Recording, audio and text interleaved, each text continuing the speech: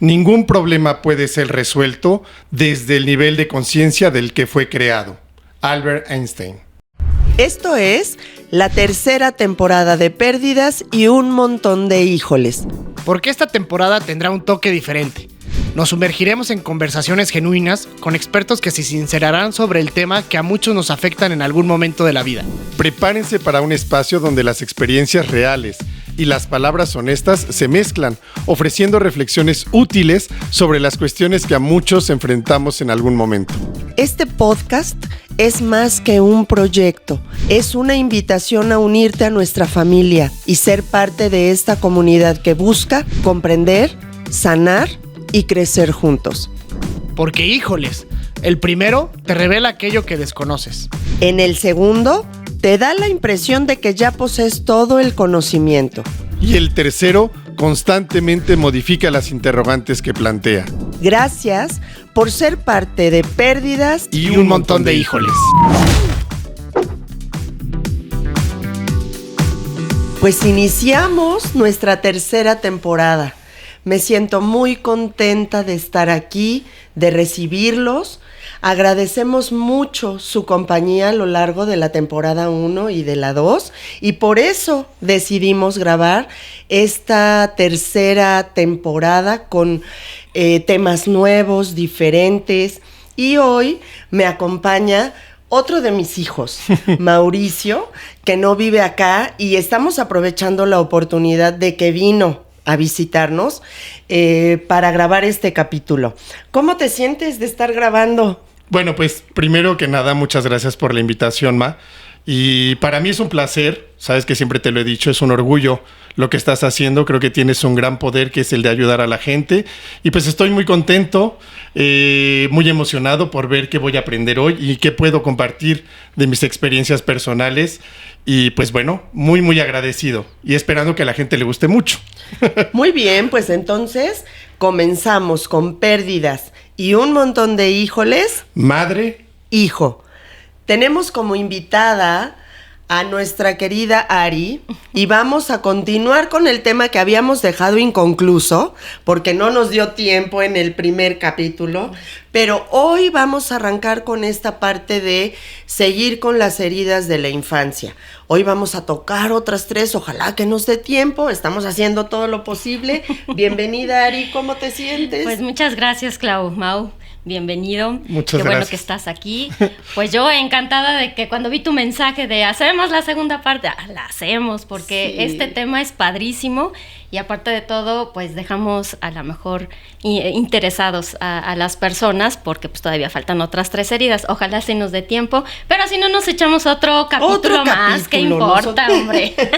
Encantados de estar aquí. Y bueno, fíjate que yo ayer estuve viendo. De hecho, volví a ver nuestro capítulo y creo que es importante que retomemos la parte de que estas heridas son las lesiones emocionales con las que nosotros vamos creciendo y que se forman en la infancia. Uh-huh.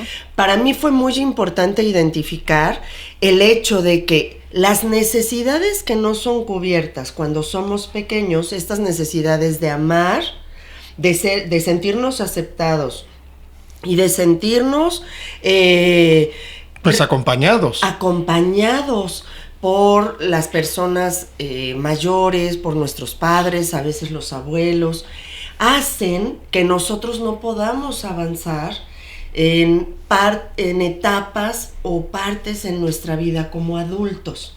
Entonces quisiera retomar desde ahí cómo la familia influye en que nosotros de adultos estemos presentando continuamente estas heridas o tocando continuamente estas heridas. Exacto, Clau. Y es que una de las situaciones es que si yo todavía tengo una necesidad, entonces voy a querer que el otro las cubra. Uh-huh. Entonces todo el tiempo andamos pensando que tú me tienes que querer, tú me tienes que cuidar, y entonces estamos siendo incompletos. ¿Por qué? Porque estamos pidiendo las cosas desde la necesidad. Entonces, si es desde la necesidad, finalmente obtenemos migajas.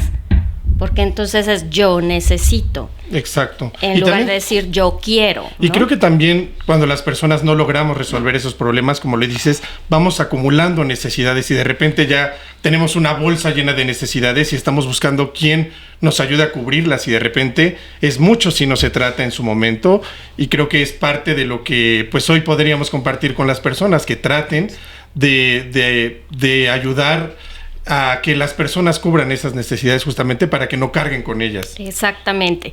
Y la herida de alguna manera nos invita, porque también no hay que verla como algo despectivo, como algo negativo, porque también hay que abrazarla, ¿no? Cuando tú abrazas o te pones ese ungüento emocional en tu herida, pues vas a sanarlo.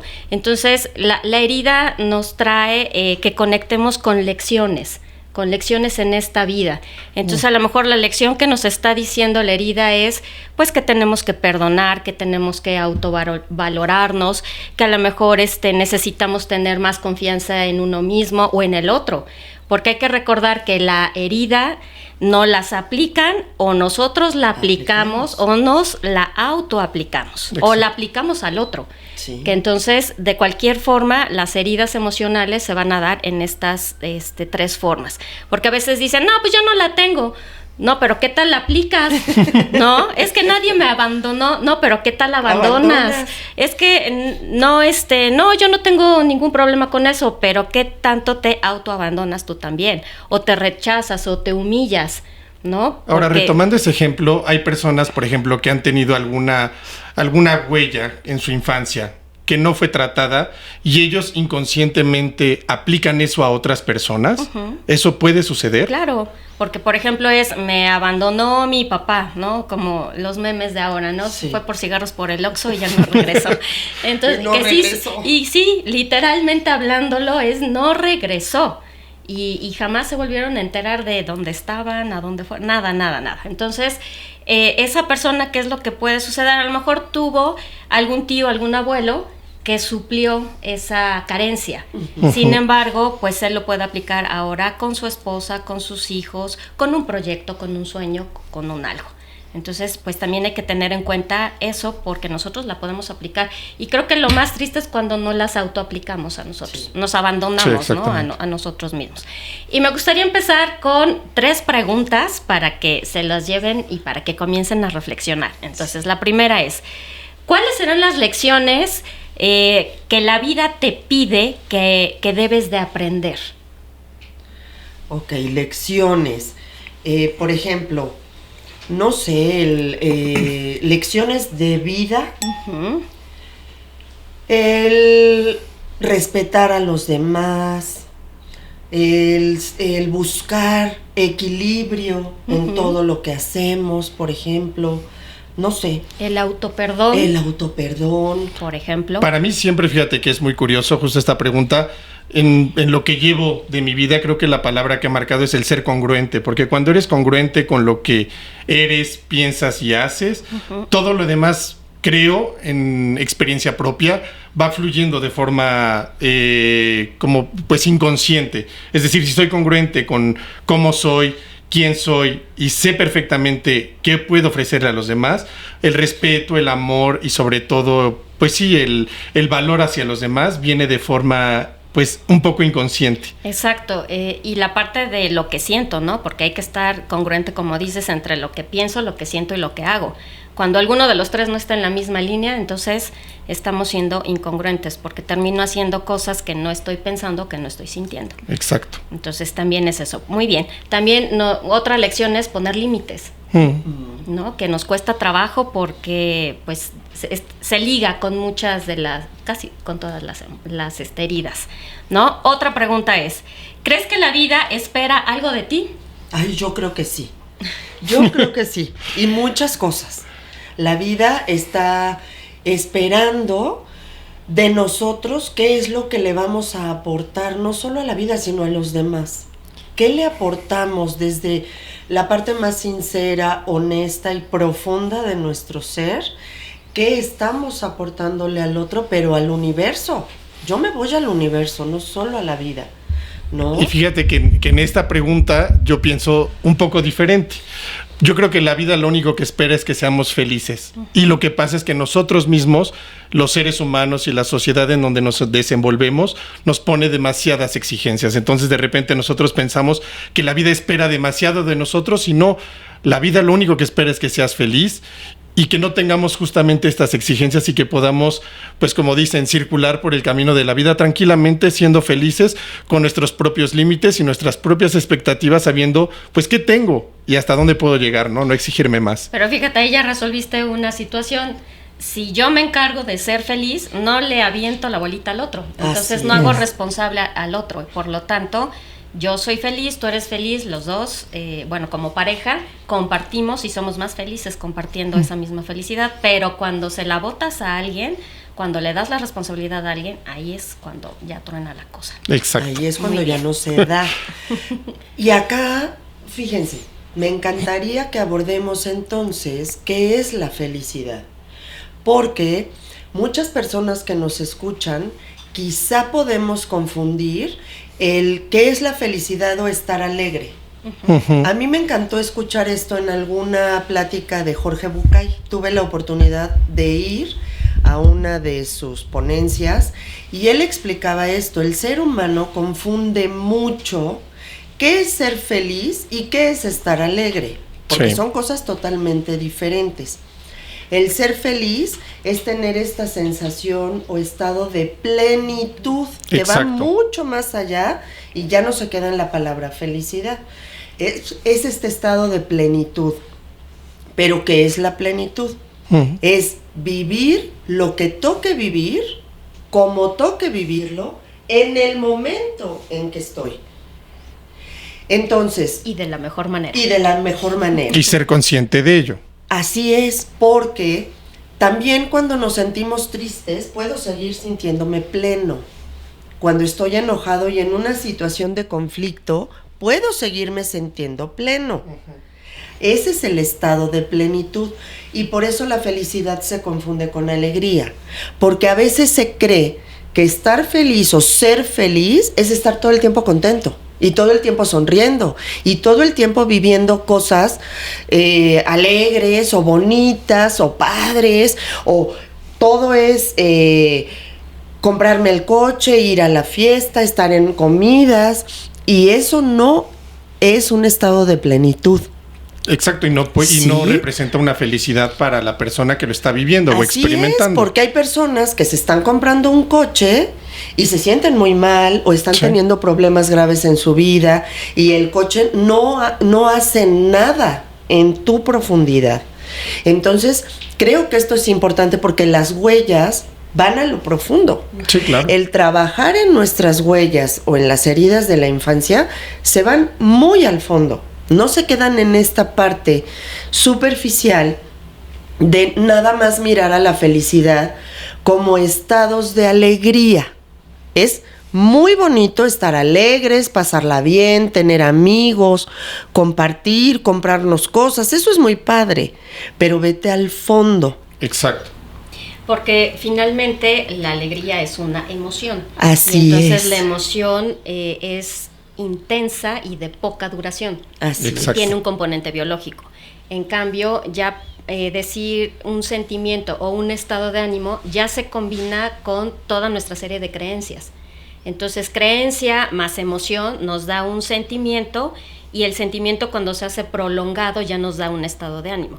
Por eso cuando la persona se siente muy triste y ya pasó más de 6 meses, ya podemos decir que está en un estado depresivo, porque ya no está siendo normal su tristeza, ya pasó de la emoción a un estado de ánimo. A estado de ánimo. Muy bien. Exacto. Y va la tercera.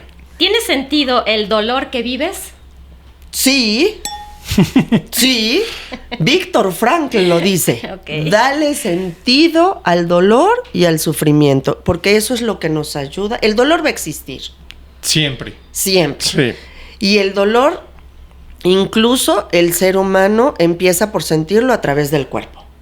Exacto. Si a ese dolor yo le doy un sentido, entonces yo siento que es cuando realmente, por eso Víctor Frankl habla del sentido de vida. Bueno. No, yo creo que también lo mismo. El dolor físico y emocional, creo que tiene un sentido. Todavía no tengo claro para cuál, pero sí, claro que lo tiene.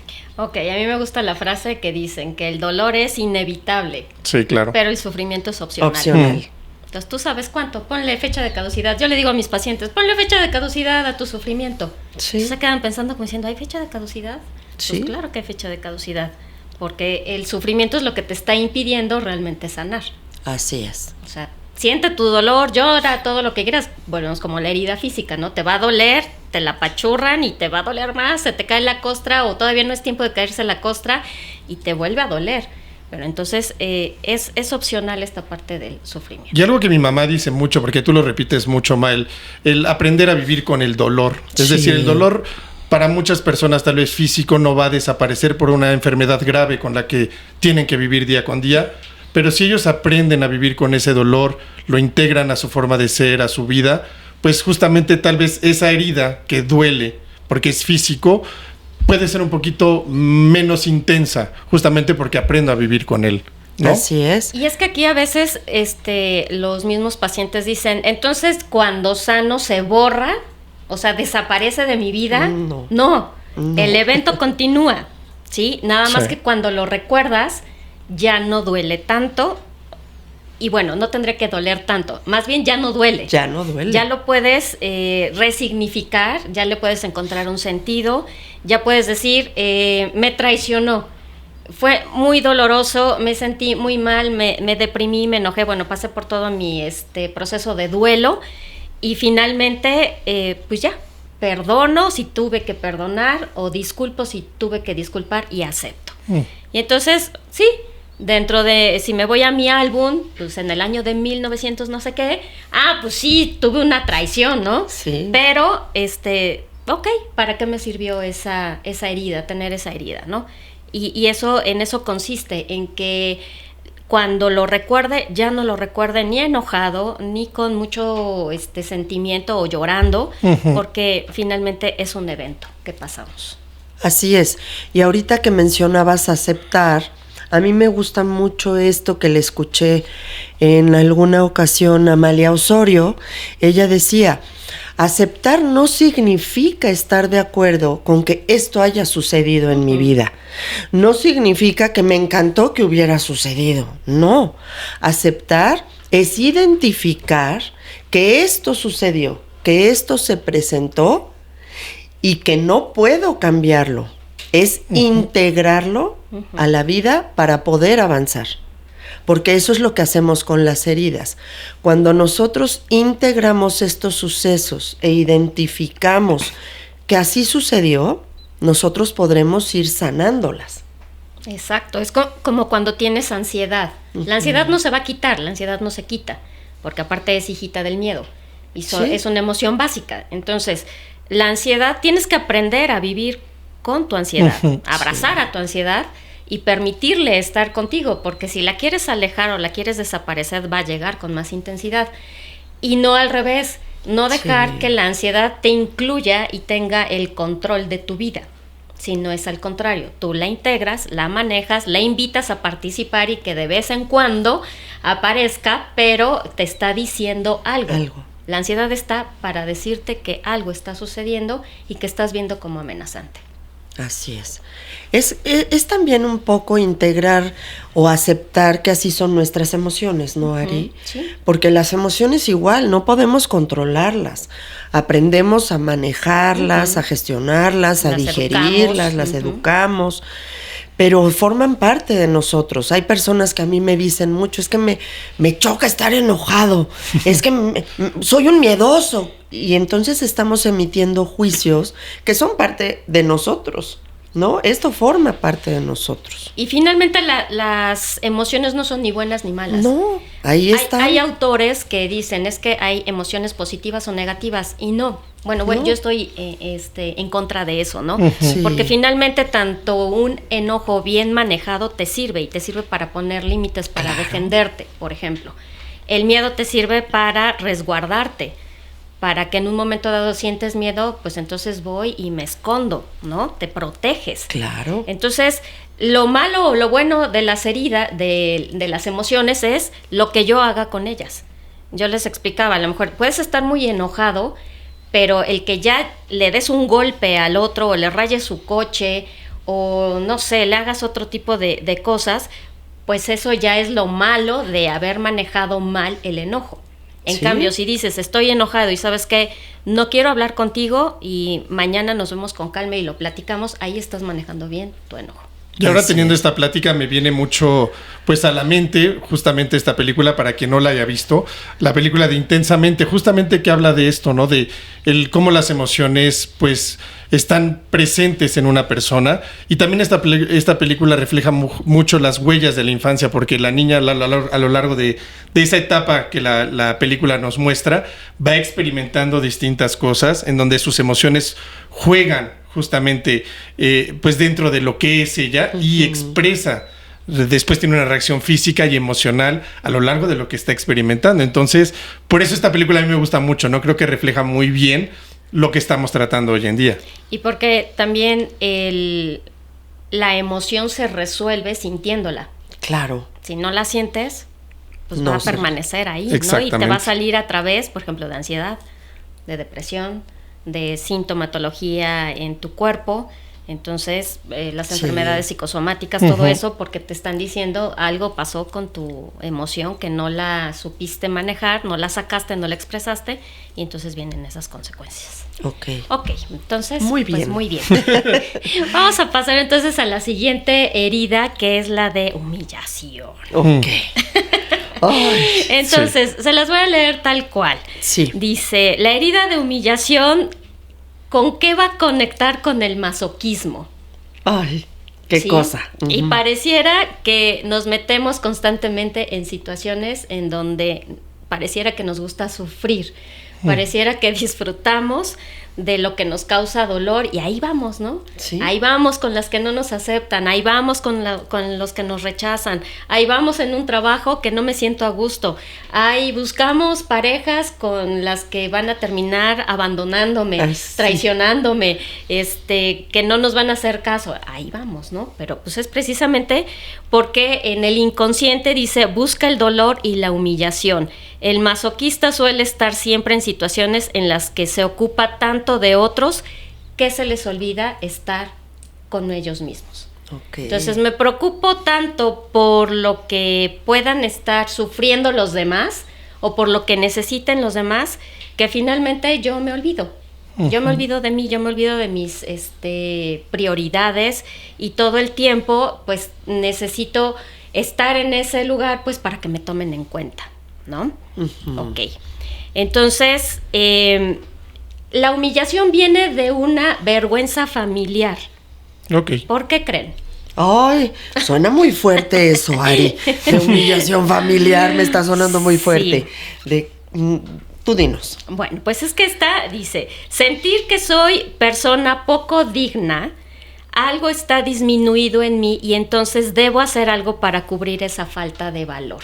Entonces, Ay, qué fuerte. No, yo creo que pasa mucho. De repente las familias ponen, como justo lo decía anteriormente, expectativas tan altas de un hijo o una hija, que desde el momento de nacer ya tienen como incrustado este chip en donde ellos no, por más que hagan, nunca van a hacer lo que los papás esperan de ellos. Y justamente pues tienden a sentirse humillados. Y por ejemplo, situaciones que podrían ser precisamente de humillación. El color de tu piel.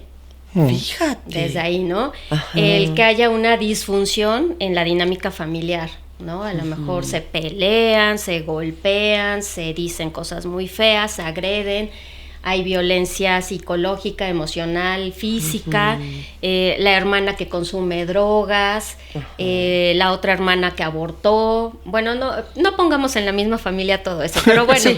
situaciones que pueden. Son familias diferentes, pero a lo mejor un hermano homosexual, una hermana gay, una infidelidad, son situaciones que finalmente se traducen en secretos. Okay, Entonces no podemos hablar de esto, pero a los integrantes nos está causando una humillación, esta parte, porque nos da vergüenza decir que bueno, sí, mi hermana tiene problemas con las drogas, o a mi hermana le fueron infiel, o yo fui infiel, ¿no? Incluso. Y entonces es una situación que no se mantiene ahí oculto, pero provoca una vergüenza, ¿no? El suicidio también de algún familiar. Sí. O sea, son cosas muy, creo que es una herida muy fuerte. Todas son muy fuertes, pero creo que esta herida es muy, muy fuerte y quien la tiene puede, pues sentir muchas cosas bastante feas, ¿no? Sí. Entonces, cuando hay una humillación, la persona piensa, ¿hay algo en mí, en mi ser, que por eso constantemente me están humillando las demás personas? Y entonces ha de ser por lo que mi familia hace, ha de ser por lo que estoy viviendo en casa. Y entonces también eso obliga a la persona a que tampoco se haga consciente de lo que ella también está viviendo, cómo lo está viviendo y para qué lo está viviendo. Y entonces, como hay tanto dolor, pues lo más fácil es, pues le echo la culpa al secreto familiar. Ok. Y no se responsabiliza de lo que realmente le pertenece. Claro, y entonces es más fácil hacerme la masoquista o el masoquista como para victimizarme y decir, ay, pobrecita de mí, pobrecito de mí, que realmente tomar otra postura y decir, no, o sea, a pesar de esto que estoy viviendo en la familia o a pesar de esto que se dio en familia, pues lo que yo voy a hacer es actuar, salir adelante y sanar esta situación. Y ahora, por ejemplo, la humillación también se puede vivir de forma personal, individual, es decir, yo estoy consciente de lo que, por ejemplo, la orientación sexual, sé lo que soy, pero me guardo el secreto justamente para no verme humillado, ni por mis amigos, ni por mi familia. O para no humillar. Y guardas ese secreto por muchos años de tu vida, es decir, que esa persona ha arrastrado esa huella de humillación a lo largo de su vida, puede ser hasta el día de hoy, o bien si lo han tratado anteriormente. Exacto, y entonces guardo silencio. Sí, claro. Y creo que no hay peor dolor que guardarlo en que silencio. Vivirlo en silencio. Y no compartirlo, ¿no? Claro. Hay personas que dicen, no, es que yo tengo que ser fuerte, yo tengo que superar esto y así lo voy a hacer. Cuando empezamos a trabajar esa parte de que no debes de ser tan autosuficiente, porque finalmente el compartir tu pena, compartir tu dolor y vivirlo en este acompañamiento es más fácil, y a veces es el simple hecho, a lo mejor no sabes qué decir, pero el estar sentado y poner tu mano y decirte, o darte un beso o abrazarte, o simplemente estar juntito, pues ya es un acompañamiento y no tienes por qué vivir un dolor tú solito. O sea, yo siempre es lo que les digo a mis pacientes, no tienes por qué vivir un dolor tú solo. Y qué importante que digas esto, porque creo que pues las personas que nos estén escuchando, que hayan experimentado este tipo de huella de humillación, cuando encuentras en el que está próximo a ti, llámese amigo, tío, abuelo, papá, mamá, hermano, cuando te dicen, sabes que no hay problema, te entiendo, respeto y voy a ayudarte, la misma persona que vivió esa huella de humillación, ha de sentir una liberación muy, muy total, que puede ser al finalmente, pues lo ayuda a alcanzar esa plenitud después, ¿no? Y casualmente el cuerpo de las personas que llevan una herida de humillación, aclaro, no es generalizado. Exacto. O sea, acá nada se generaliza, ¿no? Puede ser, sí, no puede ser o no. Te puede checar o no te puede checar. Pero generalmente son personas gorditas, ¿no? ¿Por qué? Porque ante tanta humillación lo que hago es como cubrirme en esta capa de grasa, en esta capa como cebollita, una capa tras otra, para ya no sentir ese dolor. Y entonces, por ejemplo, hablar en un secreto, ¿no? Abuso sexual, dentro de la misma casa, algún abuelo, un tío, un padre, algo, y entonces resulta que la persona empieza a subir de peso, y sube de peso, porque se quiere proteger. Y entonces, al tener esta protección a nivel corporal, ¿qué pasa? Está unida también con la herida de rechazo. Okay. Entonces, siento humillación, pero al mismo tiempo yo hago que las personas me rechacen porque yo me alejo. Y una forma es, pues nadie me va a querer si soy gordita, ¿no? O si tengo sobrepeso. Y entonces yo mismo hago esa parte de alejar a la persona. Y hace ratito que mencionabas una película, ahora voy a mencionar otra en la que se ve claramente esto. La película de La ballena es el mensaje que está mandando. Es una película muy fuerte, cuando yo la vi, la verdad me impactó muchísimo. Estuve muchos días pensando en todo lo que la película reflejaba. Y después, en una de mis conclusiones, pensé en esto y dije, ¿cómo el ser humano busca la forma para sobrevivir de alguna manera a todo esto que va viviendo? Y esto que tú mencionas de la humillación, que vamos haciendo capas. También me ha tocado ver a personas con un carácter muy fuerte, que no permiten que entren a ellos y que no quieren tocar emociones, y a mí no me hables de eso y yo no soy sensible. Son, yo diría que son, a ver tú, Ari, que eres la experta, mecanismos de defensa que vamos utilizando para poder avanzar en la vida. Porque si no, habría momentos en los que no podríamos hacerlo, ¿no? La persona no sobreviviría a todo esto. Hay un autor ahorita que también estamos mencionando la parte de los secretos, Fernando Gómez Urrea, del que ya he hablado. Él dice que para que un secreto familiar se rompa y la familia pueda ir completa sanando todo esto que sucede a través de los secretos, se los tenemos que contar a 7 personas. Él así lo menciona, porque él es muy de números, él utiliza mucho los números. Entonces nos decía en uno de los cursos, tienes un secreto familiar, cuéntaselo a 7 personas y vas a ver cómo empiezas a sanar esa parte de la historia familiar. Yo se los comparto porque quizá haya por ahí personas que no saben qué hacer. Claro. Pues a lo mejor te sirve contárselo a 7 personas, ¿no? A veces la familia no está preparada para recibir esto que otro otro miembro familiar de la familia nos tiene que decir. A veces no estamos listos y nos llega la información, ahorita que mencionabas el abuso sexual, a veces la orientación de alguno de los miembros, nos llega la información y no sabemos qué hacer. Y fíjate, compártelo. También este modelo, esta teoría de la biodecodificación, habla acerca de lo que sucede con el habla, ¿no? O con la parte de la lengua, la boca, la garganta.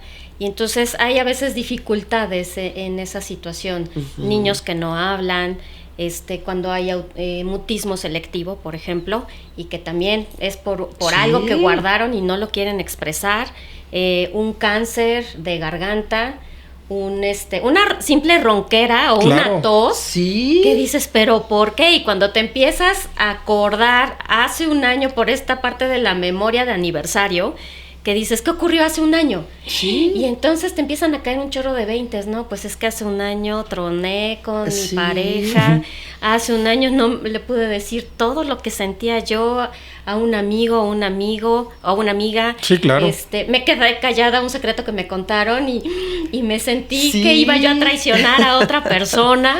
Y entonces empiezas a hacer toda esa recolección de datos y te das cuenta que efectivamente lo que no se habla también. Claro, te va consumiendo. Te va consumiendo y estas situaciones de silencio pues terminan haciendo cosas muy impactantes en nuestro cuerpo, en nuestra vida, en nuestras emociones. Claro, y bueno, nosotros en la familia lo experimentamos cuando pasó todo el tema, pues justamente de mi aceptación personal y mi aceptación en cuanto a mi familia. A mí me pasó lo mismo, yo viví muchos años siendo alguien que yo no era, ¿me entiendes? Y yo justamente ahorita que lo platicabas de las personas que son gorditas, yo no era físicamente gordito, pero no sabes, Ari, cuántas veces yo cambiaba de estilo. Yo trataba de encontrarme y de repente tallé el pelo arriba y luego abajo y me le ponía sudadera y luego me gustaba la ropa grande y luego y fue todo un proceso de transformación en donde yo no sabía cómo salir de ahí. Y me costó muchos años, me costó pláticas con mi mamá, con mi papá, con mis hermanos, terapia, porque es muy complicado vivir así. Yo invitaría a quien nos está escuchando, si estás atravesando un problema como esos, pues que tengas la confianza de hablar con alguien, con quien tú elijas, háblese amigo, papá, abuelo, tío, alguien que le tengas confianza, porque no es sano. Y hoy me veo, y te acuerdas, yo, Ari, ahorita que lo dices, te lo juro que me recordaba a mí mismo. Yo viví muchos años con un problema de garganta, ¿sabes? Porque yo quería decir las cosas, pero lo interioricé tanto que todo el tiempo estaba ronco, todo el tiempo. Y yo creo que de 10 años para atrás ya no me ha pasado ese problema. Sí. Y ahora que lo estás mencionando, estoy diciendo, justamente es lo que yo viví. Y cómo en ese entonces, justo como la frase que empezamos, ¿no? Ahorita lo entiendo porque mi nivel de conciencia es mayor, pero en ese momento yo no entendía. Porque a lo mejor también tenías el complejo de ambulancia, ¿no? En esta herida se da el complejo de ambulancia. ¿Qué es una ambulancia? Pues por ahí con la sirena todo el tiempo. Ajá, no, pero la función de una ambulancia, ¿qué es? Recoger a la persona, rescatar. No, y entonces tenemos este complejo de andar rescatando gentes. Incluso cuando no tenemos a alguien a quien rescatar, buscamos, ¿no? Buscamos a es quién. como si nos pusiéramos en el periódico, se busca rescatista. Sí, y entonces sí, ahí sí. vas, ¿no? O te metes en la vida del otro cuando ni siquiera te invitaron. Pero ahí estás, Pero ¿no? ahí estamos. Rescatando, salvando gente. Y a veces en lugar de salvar o de rescatar, haces el rollo más grande, Sí. más grave, ¿no? ¿Por qué? Porque, pues es que yo vi que ahí se necesitaba dar otra terapia o dar esto y dar el otro y no fuiste requerido, o sea, nadie te invitó a que estuvieras rescatando gente, pero Exacto. por esta necesidad de que si rescato, Claro. entonces me van a querer, me van a hacer pertenecer, me van a dejar de humillar y entonces esta situación de hacerte la víctima, pues obviamente tienes una ganancia. Sí, claro. Y la ganancia es, me vas a querer a fuerza. A ver cómo le haces. A ver cómo le Pero haces, a mí me quieres. pero de que me quieres, porque aparte ya te salvé quién sabe cuántas Sí. veces. Sí. Y entonces, Yo por ahí he eso. estado Pero siempre. luego Sí, claro. viene la queja, ¿no? Sí, es que solo me buscas cuando me necesitas. Mi hija, pues es porque te pones de pechito para que precisamente solamente te busquen en esas situaciones. Así es. Entonces, Ay, qué está bien interesante. Qué interesante. fuerte, qué fuerte. Sí. Sí. Entonces, a ver, dice, bueno, esta creencia del complejo de ambulancia pues se da mucho, ¿no? También se da mucho la relación de dependencia o de codependencia, porque si tienes este síndrome de rescatador, pues obviamente necesitas constantemente a alguien que te necesite. Y si no eres necesitado, sientes que la vida se te va. Entonces, también tiene que ver mucho eso. ¿Qué palabras necesitamos recuperar? Pues lo que hablabas mucho de hacer consciente tu valor como persona. Tener este compromiso, ¿no? De contigo mismo. De decir, ok, ya reconocí mi valor, pues ahora voy a comprometerme para que todo esto continúe. Y bueno, hay un permiso sanador, ¿no? Que porque luego me decías, pero dinos qué tenemos que hacer como para sanarla. Sí. Entonces, bueno, ¿qué porque se tiene es lo que nos hacer? preguntan, Claro, Ari. claro. Eso es la Encontrar parte. soluciones. Pues Sí. darte el permiso de ser libre. Sí. O sea, ese es el primer pensamiento que debes de tomar en cuenta. Ok. De que eres una persona libre, naces libre. Los estereotipos, la sociedad, la familia, la educación nos van encajonando Sí. en muchas cuestiones que finalmente terminas no sintiéndote tú. Y entonces Dejas de empiezas ser tú. a complacer, empiezas a hacer cosas por los demás, evitas ver tus prioridades y priorizas las necesidades ¿De los demás? Exacto. Entonces, darte cuenta, ok, ¿qué me faltó en mi vida? Si me faltó un abrazo o que me dijeran te ves muy bien con los pelos parados, pues aceptar, ¿no? Y decir, pues si hoy quiero irme de pelos parados o a la desgreñé o como sea, pues así me voy y Claro. me gusta. Y si hay personas que me dicen es que te ves mucho mejor así o te ves muy... Pues que muchas gracias, ¿no? Pero yo ahorita me siento muy bien con mi Como yo atuendo, estoy. como yo estoy. Respetarte. Tener ese respeto hacia tu propia persona. Saber no solamente dar, sino también aprender a recibir. Hay a muchas personas que les cuesta trabajo el recibir y todo es, no te hubieras molestado. Pero ¿para qué hiciste esto? Sí. ¿Por qué? Pues porque como tú todo el tiempo estás dando Dando y y dando y dando. dando, no te enseñan a recibir, ¿no? Porque pareciera que el recibir Es que le debes algo a alguien. Exacto, y Sí. entonces ocasiones hay una problemática de deuda constante. Y entonces, me acuerdo, ¿no? Antes se usaba que mandabas el pedazo de pastel en un refractario y te devolvían el refractario con otra cosa que guisaba la otra persona. Pues de eso no se trataba, ¿no? Sí. Gracias a Dios hay bolsas de plástico o de Sí, claro. para que ya no te tengan que regresar todo eso. Bien, y salir de este sistema, convertirte hasta cierto punto en esta oveja negra de la familia y romper con el esquema. O sea, yo ya no voy a continuar con esto porque detrás de mí van a venir mis hijos, mi pareja, mis nietos. Y bueno, si quieres formar una familia con hijos y nietos, pero de alguna manera voy a romper con esto, porque si tú ya te empiezas a dar cuenta de esto en tu familia, en tu sistema, tú ya tienes que hacer algo para que no se siga repitiendo. Si quieres cambiar las cosas y sobre todo, creo que al momento de que rompes con eso, hasta tu mismo entorno se da cuenta de que tienes esta actitud de cambio y que las cosas van a ir diferente de como han estado muchos años atrás, ¿no? Y sobre todo porque entonces seguimos manteniendo eso que nos hace daño, ¿no? Sería como ese veneno que para esta huella es precisamente que ignores tus necesidades. Claro. Una persona que ignora sus necesidades ya valió. Ya valió porque entonces va a depender de lo que el otro sienta hasta que el otro sea feliz, hasta que el otro pueda obtener lo que quiere obtener. Sí. Y entonces vamos postergando. Sí, claro. Y entonces hoy sí me voy a comprar mi coche, ¿no? Ay, pero ya salió lo de la universidad de mis hijos, el pago de no sé qué, el pago. Y entonces vamos postergando, sí. Hablando de una situación económica, por ejemplo. O voy a tomar vacaciones. A lo mejor no te vas a ir a ningún lado y nada más te vas a quedar en casa.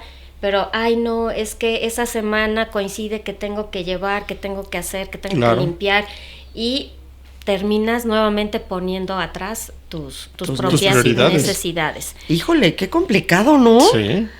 Qué complicado. No, y qué difícil es entender cuáles son tus prioridades. O sea, creo que no es evidente el saber de a ciencia cierta qué es lo que necesitas. Es una autoexploración, una autoconciencia que tiene que tener un trabajo. Exacto. Y es también, por ejemplo, el darte tu tiempo. A veces ponemos mucho trabajo de por medio, ¿no? Uh-huh. Hoy en día sabemos que si vives en pareja o tienes un esposo o un matrimonio, pues si no trabajan los dos, a menos está que seas complicado. Multimillonario, pues no salen los costos. Entonces, pero también hay veces que le metemos demasiado al trabajo y nos olvidamos hasta de nosotros mismos, ¿no? Algo sumamente sencillo. Estamos en la computadora, tenemos ganas de ir a hacer pipí, ¿y qué hacemos? Sí, y ahí seguimos. Aguantas, ahorita. Bueno, hasta que ya dices, ya no puedo, entonces ya te levantas. Sí. Eso tiene que ver con esta herida. O sea, me voy a esperar. Y entonces, imagínate que todos los días y todo el tiempo te esperes precisamente para que vayas al baño. Sí. Pues obviamente vas a tener después una infección y de ahí se vuelve a traducir problemas físicos y demás. Bueno, ¿cuál sería otra situación que deberíamos de trabajar para sanar? Pues por ejemplo, generar espacios para disfrutar de tu libertad. Aprender a escuchar tu cuerpo, sentir orgullo, poner límites, porque pues como estás de rescatador todo el tiempo, pues entonces empezar a decir, hoy no puedo. Claro. Hoy no quiero, no me gusta. No me es posible. Otro día con más gusto. O te ayudo hasta, ¿no? Hasta aquí puedo, pero discúlpame, pero esta vez no quiero. Simplemente el decir no quiero, no me gusta, y nos cuesta trabajo decirlo. Sí, mucho trabajo. Bueno, y obviamente reconciliarte con tu adulto. Todas las heridas como se dan en la infancia, pues obviamente hay un componente muy grande acerca de tu niño. Y entonces yo también lo que les digo en la psicoterapia a los pacientes es, ¿desde dónde se lo dijiste? ¿O desde dónde lo sentiste? Y entonces empiezan y conectan, ¿no? Cuando era niño. Sí. Cuando me decían, no puedes salir a jugar hasta que te lo ganes. Hasta que hagas todas tus tareas, tus trabajos. O no puedes ir a tal lado hasta que te portes mejor. De esta forma, sí. Y entonces a lo mejor les pedías 10 actividades y llegaban nada más a 9 y no llegaste a las 10. Sí. No se te puede dar, no, olvídalo. Entonces, de alguna manera conecto desde mi niño, pues claro, porque tu niño está bien enojado, está bien triste, está humillado, está frustrado. Y entonces, en la medida en que empieces a reconciliarte tanto con tu niño, pero también hacer las paces con tu adulto, claro, es cuando entonces vas a decir, ok, esto me checa de mi niño, pero no porque me cheque con mi niño, voy a responderle a esta persona desde esta parte. Desde esa. Y es algo que mi mamá dice mucho y está padre que lo compartas, justamente por eso me encanta que hagas esto, porque es conectar con tu niño interno para saber en dónde estás parado hoy en día y qué has arrastrado o qué has vivido desde esa etapa, ¿no? En donde todos inconscientemente o conscientemente hemos marcado el camino en donde estamos hoy en día. Qué importante es justamente recordar ese niño en dónde fue herido, en dónde sufrió, para poder hoy en día hacer las cosas diferentes. Fíjate, tengo el caso de una chica que con todo este tiempo que ha estado en psicoterapia, no había llegado a una situación que era necesaria. Y entonces un día en terapia me dice, fíjate que me acordé de un evento que te quiero contar. Dice, porque yo creo que eso tiene mucho que ver con todo lo que me está pasando. Entonces dije, ¿qué sucedió? Dice, fíjate que yo era chiquita y el que una niña más grande te dijera, ¿quieres ser mi amiga? Era lo máximo, porque entonces eras amiga de las grandes. Entonces yo me sentía guau, ¿no? Dice, y luego nos invitan a jugar a su casa. Entonces nos sentíamos las divas, ¿no? Pero entonces ya cuando llegan a casa y las invitan a comer y todo, las bulean. Y entonces le hacen como un simulacro, ella en tercero de primaria, las otras de sexto de primaria, las amarran, les tapan la boca y las avientan al baño y les apagan la luz. No. Y entonces, en ese momento, ya llevaban como una hora ahí, tres de estas niñas pequeñas, y dice, y yo no sabía por qué me habían hecho esto. Dice, y yo sentía miedo, pero al mismo tiempo decía yo, pero si grito o si digo algo, ya no voy a pertenecer, ya no me van a hacer nada. Y entonces llegan por ellas y las niñas les dicen, y cuidado y vayan dicen algo. Cuidado y digan algo. Porque entonces si dicen algo, ya no nos van a aceptar. Y entonces fue un secreto que guardó. Hasta que te lo contó a ti. Por muchos años. Primero se lo cuenta a su papá, pero así como pues pasó esto, ¿no? Sí. Y cuando el papá le dice, es que eso fue muy grave. Sí. Entonces dice, sí es cierto. Sí, claro. Y dice, ¿cómo pude haber hecho esto? Le digo, pues es que eras una niña. Era chiquita. Y aparte qué difícil para ella en tercero de primaria experimentar una gran alegría porque es invitada y al mismo tiempo experimentar un gran miedo y un gran dolor por lo que le está haciendo la misma persona de la cual ella sintió una alegría, ¿no? Exacto. Y a raíz de ahí, pues, estar en grupos que la rechazaban, parejas que la rechazaban, niños que la rechazaban. Y entonces ahí te das cuenta de la importancia de hablar, de sanar, de expresar pues, lo que te sucedió en ese momento. Así es. Ay, Ari, hay mucho que platicar, hay muchísimo que seguir platicando. Pero creo que el tiempo se nos va, Se nos está acabando.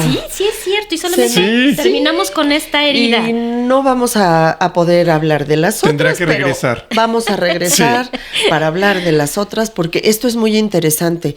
En el capítulo anterior, Ari, tú conectabas estas heridas con los procesos de duelo, porque generalmente los procesos de duelo son los que detonan todo esto. Entonces, de hecho, hablamos de que las heridas son duelos no concluidos, que no se pudieron terminar. Entonces, creo que es muy importante que regresemos, y lo vamos a hacer muy contentos para todos ustedes, a hablar de las dos huellas que nos faltan. No sé si ustedes quieran comentar algo, alguna conclusión, algo que les haya impactado mucho de todo esto que platicamos. Es que es muy interesante, de verdad que sí. Pues a mí me gustaría terminar con dos conclusiones. Sí. Una es de Eleonora Roosevelt, que dice: la frase "tú no vales" no te incapacita en lo absoluto. Lo que te incapacita es creerte eso que te dicen. Claro. Esa es la diferencia. Nadie podrá hacerte sentir inferior sin tu consentimiento. Así es. Abusados. No es que el otro me haga. No. Tú permites Que te hagan. y vas a decir hasta dónde. Y lo que da fuerza no es lo que te dicen, sino lo que tú haces con lo que te dicen. Ok. ¡Híjole! Muy buenas, ¡Qué muy buenas. conclusiones! Y la segunda es de Jean-Paul Sartre, que dice: Ay, me encanta. libertad es lo que tú haces con lo que a ti te hacen. Ahí está. Ahí está tu libre albedrío, ¿no? Yo decido Claro. qué hago con eso, con esa basura que tú me avientas. Sí. O que yo permito o no permito que me avientes. Así es. Nadie que se sienta víctima cree que puede tener libertad para elegir, y eso es lo que realmente nos daña. El creernos que dar nuestro consentimiento a una frase de tú no vales, tendríamos que responder: tú no me conoces. Si me conocieras, sabrías lo mucho que valgo. Ay, qué bonito, Muy bonito. Ari, qué bonito. Muchas gracias. De verdad, gracias por estar aquí. Gracias, Mau. Ha sido un gusto grabar este podcast con ustedes. Sí, para mí también ha sido un placer conocerte, poder platicar, poder llevarme de tu conocimiento y de tu experiencia. Y sobre todo, pues a ti, Mac, te invito a que sigas con este podcast, que agradezco mucho que todo lo que tú haces sea en pro de la gente. Invito a todas las personas que nos están escuchando que se den la oportunidad de trabajar pues todos sus duelos, todo lo que ustedes han experimentado a lo largo de su vida, y sobre todo pues con dos personas súper profesionales que de verdad fue un placer poder haber compartido hoy en día con ustedes. Y muchas gracias. Muchas gracias. Pues esto es un capítulo de pérdidas y un montón de híjoles. Madre. Hijo. Gracias.